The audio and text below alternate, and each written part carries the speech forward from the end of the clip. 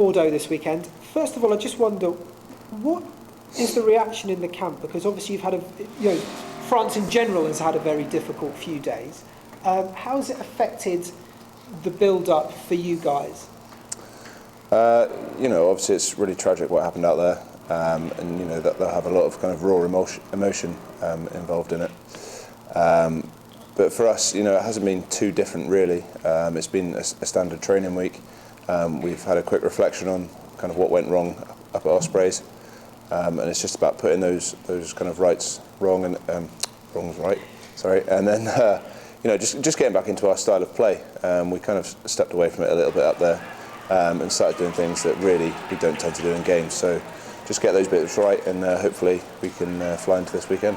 What bits in particular are you going to work on that need to be righted, as it were? There's just a few bits within our structure of play. We just went a bit kind of off the cuff and almost forced some plays that we don't tend to do. We have a lot of kind of faith and trust in our attacking structures here.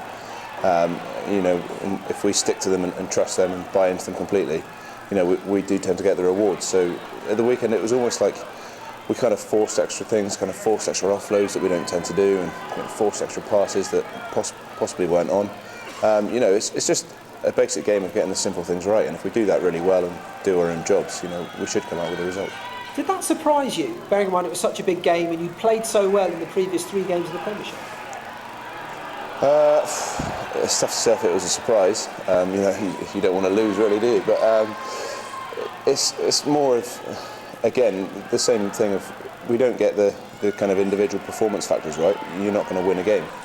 And credit to Ospreys, they did a few things well with their kind of kick strategy in the second half.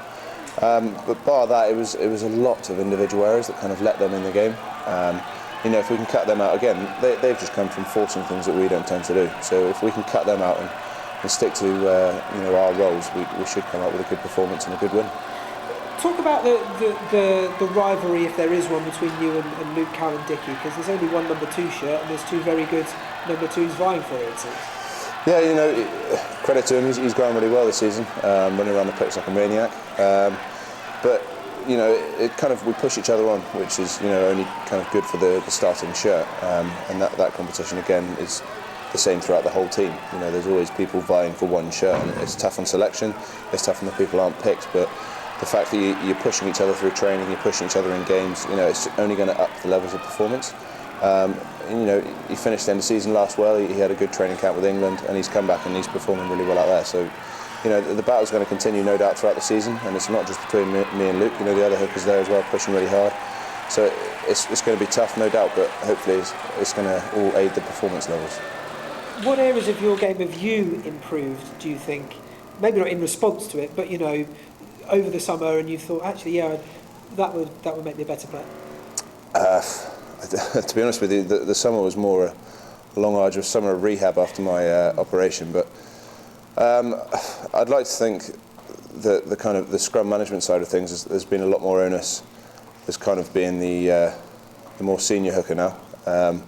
That's come a lot more into it. But with Luke as well, his scrum management's definitely come along from coming back from England. He's got that more experience and knowledge. But yeah, that's something I'd like to think I've kind of worked on and pushed forward with. You go into kind of an unknown area in the Champions Cup, in the sense that you're playing a game. You've already played a game and not won it, but Bordeaux, due to the events over the weekend, haven't played a game, so they kind of have a game in hand. Does that change your approach to this match in any respect?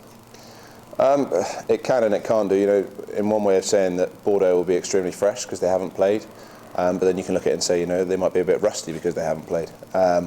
With us, it's hopefully it's getting that poor performance out of the way. Again, that's not how we play. So it's an excitable thing having a home game in the Champions Cup. We go on about how hard it is to get into it and how hard we had to work last season to get into it. So we want to show that genuine excitement of being in this competition. And again, it's something you can't get relegated out of. And because of the result last weekend, we've really got to try and attack this game. So if we can go out there with our kind of high energy levels and that genuine excitement, hopefully we can go ahead and get a good result. Where do you think Bordeaux's strengths lie in particular? Like any French team, a very big, strong pack, and it's kind of classic French rugby that they will use those big forwards. They'll get their one-off carriers. And again, they've got that bit of French flair about them as well, like any team do. They can just attack off the cuff. The 10 can be kind of sweeping out the back of the forwards and running from really deep. But it's going to be like playing against a lot of French teams. If we can try and use our high tempo game on them and get their forwards a bit fatigued, hopefully we'll get the results. But finally, bearing in mind the previous defeat and the fact that Bordeaux haven't got any points on the board yet because they haven't played, is this a must-win game? It's certainly important to win. Results of must-win, not necessarily. Who's to say we can't turn over Clermont? You say it in kind of all the interviews you get that your home games are the really important ones, especially in the Champions Cup.